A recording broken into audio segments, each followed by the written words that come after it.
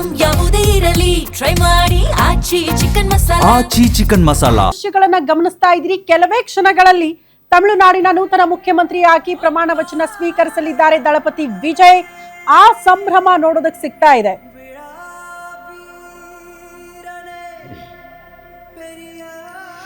ಎರಡು ಸಂಭ್ರಮದ ದೃಶ್ಯಗಳನ್ನ ಇವತ್ತು ಗ್ಯಾರಂಟಿ ನ್ಯೂಸ್ ನಲ್ಲಿ ನೀವು ನೋಡಬಹುದು. ಯಾಕಂದ್ರೆ ಒಂದ್ ಕಡೆ ತಮಿಳುನಾಡಿನಲ್ಲಿ ಇವತ್ತು ನೂತನ ಮುಖ್ಯಮಂತ್ರಿಯ ಪದಗ್ರಹಣ ಸ್ವೀಕಾರ ಸಮಾರಂಭದ ದೃಶ್ಯಗಳಾದ್ರೆ ಬೆಂಗಳೂರಿನ ಜನತೆಗೂ ಕೂಡ ಇವತ್ತು ಸಂಭ್ರಮದ ದೃಶ್ಯಗಳು ನೋಡೋದಕ್ಕೆ ಸಿಗುತ್ತೆ. ಕಾರಣ ರಾಜ್ಯಕ್ಕೆ, ಪ್ರಮುಖವಾಗಿ ಬೆಂಗಳೂರಿಗೆ ಇವತ್ತು ಪ್ರಧಾನಿ ನರೇಂದ್ರ ಮೋದಿಯವರ ಆಗಮನ ಆಗ್ತಾ ಇದೆ. ಪಂಚ ರಾಜ್ಯಗಳ ಫಲಿತಾಂಶ ಬಂದ ಬಳಿಕ ಬಿಜೆಪಿಗೆ ಅತಿ ದೊಡ್ಡ ಸಂಭ್ರಮದ ಕ್ಷಣಗಳು. ಯಾಕಂದ್ರೆ ಪಶ್ಚಿಮ ಬಂಗಾಳದ ಫಲಿತಾಂಶ ಇರಬಹುದು, ಬೇರೆ ಬೇರೆ ರಾಜ್ಯಗಳ ಫಲಿತಾಂಶ ಇರಬಹುದು. ಆ ಸಂಭ್ರಮದಲ್ಲಿದ್ದಂತಹ ಪ್ರಧಾನಿ ನರೇಂದ್ರ ಮೋದಿ ಅವರು ಈಗ ಮೊದಲ ಬಾರಿಗೆ ಬೆಂಗಳೂರಿಗೆ ಭೇಟಿ ಕೊಡ್ತಾ ಇರೋದ್ರಿಂದ ಆ ಸಂಭ್ರಮ ಇದೆ. ದೃಶ್ಯ ನೋಡ್ತಾ ಇದ್ರಿ. ಪ್ರಧಾನಿ ನರೇಂದ್ರ ಮೋದಿ ಅವರ ಆಗಮನ ಆಗಿರೋದು ಬೆಂಗಳೂರಿಗೆ. ಪ್ರಮುಖವಾಗಿ ಪ್ರಧಾನಿ ನರೇಂದ್ರ ಮೋದಿ ಅವರಿಗೆ ಅಭಿನಂದನಾ ಕಾರ್ಯಕ್ರಮವನ್ನ ರಾಜ್ಯ ಬಿಜೆಪಿ ನಾಯಕರು ಏರ್ಪಡಿಸಿದ್ದಾರೆ. ಆ ಕಾರ್ಯಕ್ರಮದಲ್ಲಿ ಭಾಗಿಯಾಗಿರುವಂತಹ ನೇರ ದೃಶ್ಯಗಳನ್ನ ಗಮನಿಸ್ತಾ ಇದ್ರಿ. ಅಲ್ಲಿಗೆ ಕಂಪ್ಲೀಟ್ ಬೆಂಗಳೂರಿನಲ್ಲಿ ಬಹುತೇಕ ಕಡೆ ನೀವು ನೋಡಬಹುದು ಇವತ್ತು ಕೇಸರಿ ಮಯ ಅನ್ನುವಂತಹ ಪರಿಸ್ಥಿತಿ ಇದೆ. ಪಂಚರಾಜ್ಯಗಳ ಫಲಿತಾಂಶಕ್ಕೆ ಸಂಬಂಧಪಟ್ಟಂತೆ ಅವರಿಗೆ ಅಭಿನಂದನೆ ಸಲ್ಲಿಸುವಂತಹ ಕಾರ್ಯಕ್ರಮ. ಸರಿಸುಮಾರು 30ರಿಂದ 35 ನಿಮಿಷ ಈ ಕಾರ್ಯಕ್ರಮದಲ್ಲಿ ಪ್ರಧಾನಿ ನರೇಂದ್ರ ಮೋದಿ ಅವರು ಭಾಗಿಯಾಗಲಿದ್ದಾರೆ. ಹಾಗಾಗಿ ಎರಡು ದೃಶ್ಯಗಳು, ಸಂಭ್ರಮದ ದೃಶ್ಯಗಳು ಒಂದೇ ಸ್ಕ್ರೀನ್ ನಲ್ಲಿ. ಸ್ನೇಹಿತರೆ, ಈಗ ನಮ್ಮ ನೆಚ್ಚಿನ ಪ್ರಧಾನಮಂತ್ರಿಗಳ ವೇದಿಕೆ ಮೇಲೆ ಬಂದಿದ್ದಾರೆ. ಈಗ ಎಲ್ಲರನ್ನ ಸ್ವಾಗತವನ್ನ ಮಾಡಲು ನಮ್ಮ ರಾಜ್ಯದ ಅಧ್ಯಕ್ಷರು ಶಿಕಾರಿಪುರದ ಶಾಸಕರನ್ನ ಕರಿತಾ ಇದ್ದೀನಿ. ದಯವಿಟ್ಟು ಎಲ್ಲರೂ ಜೋರಾದ ಚಪ್ಪಾಳೆ ಮುಖಾಂತರ ನಮ್ಮ ರಾಜ್ಯ ಅಧ್ಯಕ್ಷರನ್ನ ಸ್ವಾಗತವನ್ನ ಮಾಡಬೇಕು.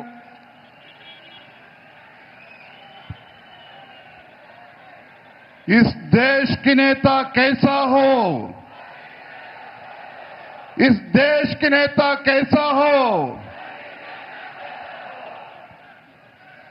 पश्चिम बंगाल के शानदार जीत के बाद आज बेंगलुरु में पधारे हुए इस देश के यशस्वी प्रधानमंत्री और विश्व के नेता सम्मान्य नरेंद्र मोदी जी को आप सबकी तरफ से, कर्नाटक की जनता की तरफ से बहुत स्वागत करता हूं नरेंद्र मोदी जी को. ದೊಡ್ಡ ಚಪ್ಪಾಳೆನ ತಟ್ಟೋದ್ರ ಮೂಲಕ ಈ ದೇಶದ ಹೆಮ್ಮೆಯ ಪ್ರಧಾನಮಂತ್ರಿ ನರೇಂದ್ರ ಮೋದಿಜಿ ಅವ್ರನ್ನ ಕರತಾಳದ ಮೂಲಕ ಸ್ವಾಗತನ ಮಾಡಬೇಕು ಅಂತ ನಾನು ವಿನಂತಿಯನ್ನು ಮಾಡ್ತಾ ಇದ್ದೇನೆ. ವೇದಿಕೆ ಮೇಲೆ ಆಸೀನರಾಗಿರ್ತಕ್ಕಂಥ ಮಾಜಿ ಮುಖ್ಯಮಂತ್ರಿಗಳು, ರೈತ ನಾಯಕರಾಗಿರ್ತಕ್ಕಂಥ ಸನ್ಮಾನ್ಯ BS ಯಡಿಯೂರಪ್ಪನವರೇ, ಕೇಂದ್ರದ ಸಚಿವರಾಗಿರ್ತಕ್ಕಂಥ ಗೌರವಾನ್ವಿತ ಪ್ರಹ್ಲಾದ್ ಜೋಶಿಜಿ ಅವರೇ, ರಾಜ್ಯದ ಉಸ್ತುವಾರಿಗಳಾಗಿರುವಂತಹ ರಾಧಾ ಮೋಹನ್ ದಾಸ್ ಅಗರ್ವಾಲ್ ಜಿ ಅವರೇ, ವಿಪಕ್ಷ ನಾಯಕರಾಗಿರುವಂತಹ R ಅಶೋಕ್ ಅವರೇ, ಚಲವಾದಿ ನಾರಾಯಣ ಸ್ವಾಮಿ ಅವರೇ, ಮಾಜಿ ಮುಖ್ಯಮಂತ್ರಿಗಳಾಗಿರುವಂತಹ ಬಸವರಾಜ ಬೊಮ್ಮಾಯಿ ಅವರೇ, ಕೇಂದ್ರದ ಸಚಿವರಾಗಿರುವಂತಹ ವಿ ಸೋಮಣ್ಣ ಅವರೇ, ಶೋಭಾ ಕರಂದ್ಲಾಜೆ ಅವರೇ, ಸಂಸದರಾಗಿರುವಂತಹ PC ಮೋಹನ್ ರವರೇ, ಕ್ಷೇತ್ರದ ಜನಪ್ರಿಯ ಶಾಸಕರಾಗಿರುವಂತಹ ಮಂಜುಳಾ ಅರವಿಂದ್ ಲಿಂಬಾವಳಿ ಅವರೇ, ವೇದಿಕೆ ಮುಂಭಾಗದಲ್ಲಿ ಆಸೀನರಾಗಿರ್ತಕ್ಕಂಥ ಪಕ್ಷದ ಎಲ್ಲ ಕಾರ್ಯಕರ್ತ ಬಂಧುಗಳೇ, ನರೇಂದ್ರ ಮೋದಿಜಿಯವರ ಅಭಿಮಾನಿಗಳೇ, ಪತ್ರಿಕಾ ಹಾಗೂ ಮಾಧ್ಯಮದ ಸ್ನೇಹಿತರೆ, ಬಂಧುಗಳೇ, ನಮ್ಮೆಲ್ಲರಿಗೂ ಕೂಡ ತುಂಬಾ ಸಂತೋಷ ಇದೆ.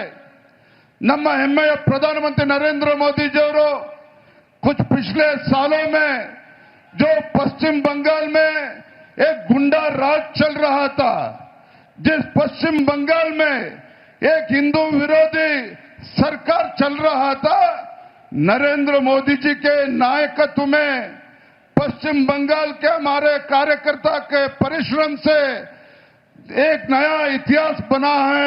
पश्चिम बंगाल में, पश्चिम बंगाल के इतिहास में पहली बार भारतीय जनता पार्टी के सरकार पश्चिम बंगाल में आया है. इसलिए और एक बार हमारे प्रधानमंत्री नरेंद्र मोदी जी को हम सब की तरफ से धन्यवाद कहना चाहता हूं. और इस समय में और एक इस समय में और एक बात कहना चाहता हूं, जिस तरीके से पश्चिम बंगाल में भारतीय जनता पार्टी का शानदार जीत हासिल हुआ है, आज खाली देश में नहीं पूरे देश में सभी विपक्ष को पता चल चुका है, नरेंद्र मोदी जी के डिक्शनरी में नामुमकिन का सवाल ही नहीं है, असंभव का सवाल ही नहीं है। जहां नरेंद्र मोदी जी जाते हैं उस क्षेत्र में भारतीय जनता पार्टी का विजय तय हो चुका है, ये पूरा देश को पता चला है। बंधुಗಳೇ, ಇವತ್ತು ನಾವೆಲ್ಲರೂ ಕೂಡ ಹೆಮ್ಮೆ ಪಡುವಂತ ವಿಚಾರ, ಪಶ್ಚಿಮ ಬಂಗಾಳದಲ್ಲಿ ಭಾರತೀಯ ಜನತಾ ಪಾರ್ಟಿಯ ಒಂದು ಐತಿಹಾಸಿಕ ಗೆಲುವನ್ನ ಸಾಧಿಸುವ ಮುಖೇನ ನೇರವಾಗಿ ಇವತ್ತು ನಮ್ಮ ಪ್ರಧಾನಮಂತ್ರಿ ನರೇಂದ್ರ ಮೋದಿ ಅವರು ಬೆಂಗಳೂರಿಗೆ ಬಂದಿದ್ದಾರೆ. ನಾವೆಲ್ಲರೂ ಕೂಡ ಸನ್ಮಾನ್ಯ ನರೇಂದ್ರ ಮೋದಿಜಿಯವರ ಸಮಕ್ಷಮದಲ್ಲಿ ನಾವು ಭರವಸೆನ ಕೊಡಬೇಕಾಗಿದೆ. ನಾವೆಲ್ಲರೂ ಸಹ ಕರ್ನಾಟಕ ರಾಜ್ಯದಲ್ಲಿ ನಾವೆಲ್ಲರೂ ಕೂಡ ಒಟ್ಟಾಗಿ ಒಂದಾಗಿ ಮುಂದೆ ಬರ್ತಕ್ಕಂಥ ದಿನಗಳಲ್ಲಿ ಕರ್ನಾಟಕದಲ್ಲಿರ್ತಕ್ಕಂಥ ಈ ಹಿಂದೂ ವಿರೋಧಿ ಕಾಂಗ್ರೆಸ್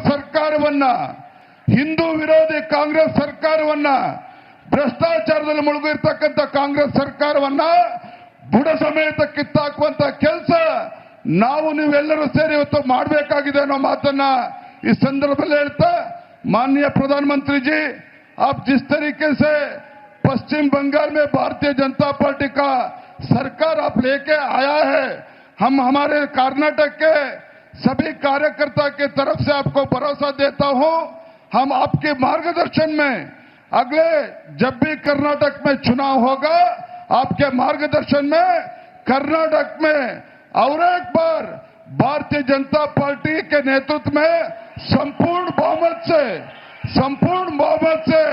कर्नाटक में भारतीय जनता पार्टी सरकार आएगा, ये आपका मार्गदर्शन में आएगा, भरोसे के साथ मेरा बात समाप्त करता हूं. ಮತ್ತೊಮ್ಮೆ ಪಶ್ಚಿಮ ಬಂಗಾಳದ ಜಯದ ರೂವಾರಿಯಾಗಿರ್ತಕ್ಕಂಥ ಮಾನ್ಯ ಪ್ರಧಾನಮಂತ್ರಿ ನರೇಂದ್ರ ಮೋದಿಜಿ ಅವರಿಗೆ ತಮ್ಮೆಲ್ಲರ ಪರವಾಗಿ ಮತ್ತೊಮ್ಮೆ ಸ್ವಾಗತವನ್ನು ಕೋರ್ತಾ ನನ್ನ ಮಾತನ್ನು ಮುಗಿಸ್ತಾ ಇದ್ದೇನೆ. ನಮಸ್ಕಾರ, ವಂದನೆಗಳು. ಬಲೋ ಭಾರತ್ ಮಾತಾ ಕಿ ಜೈ ಶ್ರೀರಾಮ್, ಜೈ ಶ್ರೀರಾಮ್. ಅಧ್ಯಕ್ಷರಾದ ವಿಜೇಂದ್ರ ಅವರಿಗೆ ಧನ್ಯವಾದಗಳು. ಈಗ ನಾವೆಲ್ಲ ಕಾತುರದಿಂದ ಕಾಯ್ತಾ ಇರುವಂತ ನೆಚ್ಚಿನ ಪ್ರಧಾನಮಂತ್ರಿ ಅವರಿಗೆ बंगाल पश्चिम बंगाल शुरू, West Bengal is the beginning, picture अभी बाकी है. अभी हमारा प्राइम मिनिस्टर को फेलिसिटेशन करना करके हम स्टेट प्रेसिडेंट को आमंत्रित करता हूं. ಈಗ ಮೊದಲನೇದಾಗಿ ಶಾಲನ್ನ ಸಪ್ತಗಿರಿ ಗೌಡರು ತರಬೇಕು. ಶ್ರೀ ಪ್ರಹ್ಲಾದ್ ಜೋಶಿ ಅವರು ಆ ಶಾಲನ್ನ ಅವ್ರಿಗೆ ಹಾಕಬೇಕು. ಇದು ವಿಶೇಷವಾದ ಮೈಸೂರಿನ ಶಾಲು.